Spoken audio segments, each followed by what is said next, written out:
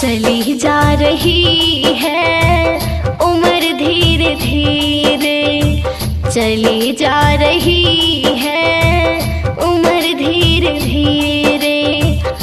पल पल युवाठो पहर धीरे धीरे, पल पल युवाठो पहर धीरे धीरे।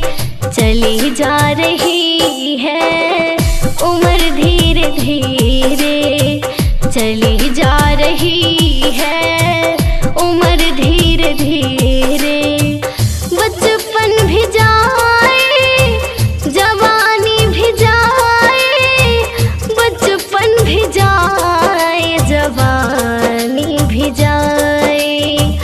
बुढ़ापे का होगा असर धीरे धीरे, चली जा रही है उम्र धीरे धीरे, चली जा रही है उम्र धीरे धीरे। तेरे हाथ पाँव में दम ना रहेगा, तेरे हाथ पाँव में दम ना रहेगा।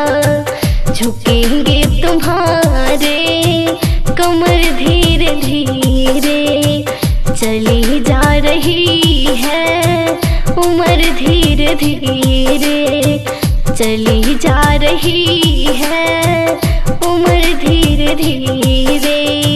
शिथिल अंग होंगे सब एक दिन तुम्हारे, शिथिल अंग होंगे सब एक दिन तुम्हारे।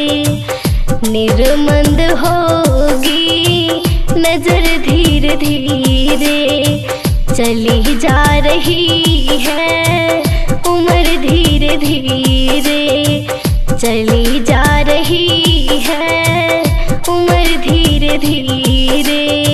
बुराई से मन को तू अपने हटा ले, बुराई से मन को तू अपने हटा ले।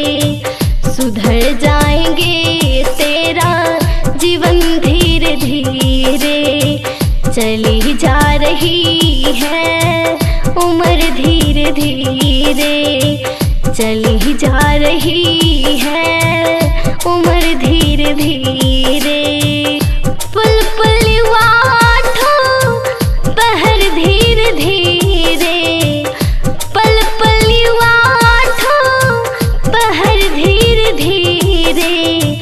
चली जा रही है उम्र धीरे धीरे, चली जा रही है उम्र धीरे धीरे, चली जा रही है